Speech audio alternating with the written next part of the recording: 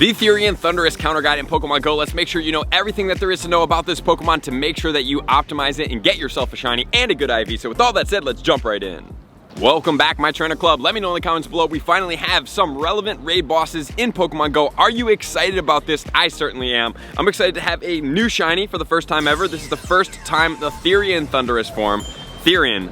Obviously, the other incarnate form has already been shiny, but Therian, first time ever, is coming back, and it is a pretty good Pokemon. We are going to check it out as well tomorrow to see where it does sit and stack up and if it's going to be worth your time and resources. So we have this Pokemon. If you guys do want to play it with this Pokemon, you want to get more raids, you can check the pinned comments below, get into the Discord totally free. If you want more priority access, you can check out the Patreon and get into the exclusive Discord raid rooms to get you more. We have also added in a bot that makes the raid process so much more efficient, so you're definitely going to want to check that out. The Thundurus is going to be around from April 5th at 10 a.m. local time all the way till the 12th at 10 a.m. local time. So you have 1 week to get this Pokemon, so do not miss out. We will also be hosting in the Discord for the Premier Raiders a contest to see which group can get the most amount of shinies. In all of our Premier Discord Raider groups, they typically get on average 1,500 to 2,000 shinies over the span of a raid boss, which is very impressive. The Therian Thundurus is going to be an electric and a flying type Pokemon. It's going to max out at 4,137 with an attack of 295, which is quite impressive for this Pokemon. And then, being that it's an electric and flying type, it is going to have two weaknesses, which are going to be rock as well as ice. And then it's going to single resist bug, fighting, flying, grass, ground, as well as steel. And then, as far as the 100% IVs go, it's going to be a 2,091 for level 20, and then it's going to be this in all conditions except two conditions, which are going to be windy weather, and the rainy weather is going to be weather boosted to level 25 at 2614. And then as far as its moveset go, it's going to get Volt Switch as well as Bite. And the charge moves is going to get Thunder, it's going to get Focus Blast, it's going to get Sludge Wave, as well as Thunderbolt. So there is going to be one problem with this Pokemon. It is going to be the Focus Blast. Focus Blast is going to do damage on both types of our Pokemon that are going to be strong against this Pokemon, which is going to be Ice as well as Rock. So we are going to have to be cautious when using this.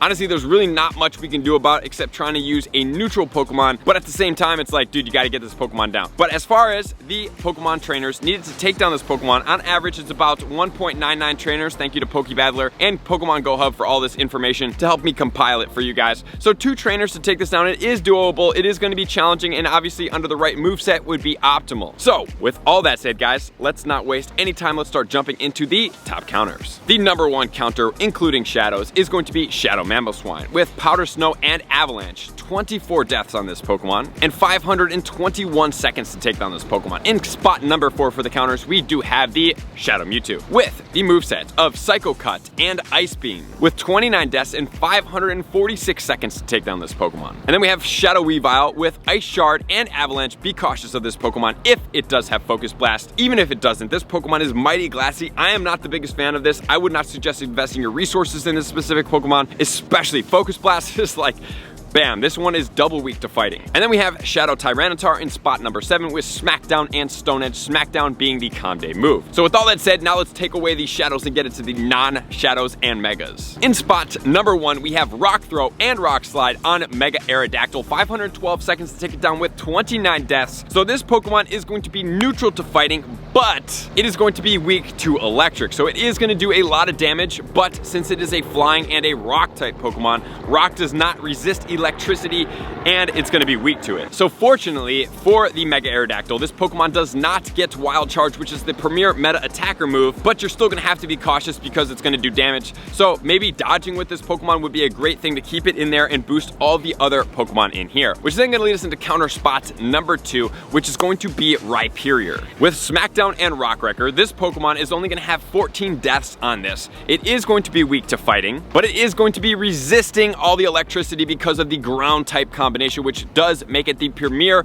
non-mega non-shadow attacker with 560 seconds to take it down. However, this Pokemon does need Rock Wrecker on it, which is a Comde move, which it was only attainable right now if you don't have it on a Pokemon with an elite charge TM. But another thing you could do is you could lucky trade it with somebody that has some, because people should have quite a bit of these. Next, we have Smackdown and Rock Slide on Rampardos. 38 deaths on this Pokemon. It is a little glacier of a Pokemon. It is neutral to electricity, and it is also going to be weak to Focus Blast. And the next is going to be Smackdown and Rock Slide on the Terrakion. This Pokemon is going to be weak to Focus Blast as well, so be cautious. And then we have Galarian Darumaka with Ice Fang and Avalanche. Man, I'm really not the biggest fan of this Pokemon. I do have one all the way to level 40. It is very, very glassy. So I would obviously suggest staying way towards the top. That Rhyperior is a for sure great way to go after this Pokemon. And then we have regular Mamoswine with Powder Snow and Avalanche. The one thing about the Mamoswine as well is it's also a ground type, so it is going to be resisting the electricity in quite a heavy format. But it is paired with ice,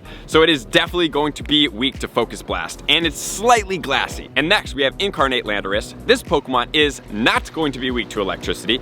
It is also not going to be weak to fighting, but it is Rock Throw and Rock Slide. 22 deaths, but unfortunately it's not quite as strong because it's going to take 659 seconds to take down this Pokemon. And then we have Mega Gengar with Shadow Claw and Shadow Ball. That is just sheerly because Mega Gengar is a very powerful Pokemon. And then we have Mewtwo with Psycho Cut and Ice Beam. Remember, Mewtwo is going to resist Focus Blast. It's going to be neutral to electricity. And then we have Mega Abomasnow with Powder Snow and Weather Ball. This Pokemon is going to be weak to Focus Blast, so be cautious here. And obviously it's not the premier Mega, but this is a great Mega to be able to boost Ice types if you're going to use it, even though the Mega Aerodactyl is by far the best scenario. And then next we have Weavile with Ice Shard and Avalanche. Once again, I would stay away from this Pokemon. Followed by Glaceon with Ice Shard and Avalanche. And then we have Mega Ampharos with Volt Switch and Power Gem. Followed by the Tyranitar. Tyranitar being double weak to fighting. Be careful for Focus Blast. This is a no-go. But the moveset is going to be Smackdown and Stone Edge. And then we have Regigigas, Avalugg, and a couple more. If you guys do want to pause and check out some of the other ones, you can check them out over here. As far as the weather conditions, we are not going to be affected by sunny weather. Partly cloudy is going to be a great time for us, especially if you're going for that duo, because it allows you to be able to go after this Pokemon with weather boosted rock, which then leads us into cloudy weather, which is going to boost the Sludge Bomb, which is not that big of a deal, which then is going to lead us into the rainy weather. Rainy weather will boost all the electric type Pokemon, which is going to boost the Thundurus all the way to level 25, and all of its electric type moves more powerful, which then leads us into the snowy weather. Snowy weather is going to boost all of our ice type counters, so another time to use these Pokemon, but just remember that they are not the top attackers for this specific Pokemon, which then leads us into the foggy weather. Foggy weather will boost the Mega Gengar. It will also boost the bite on the Thundurus.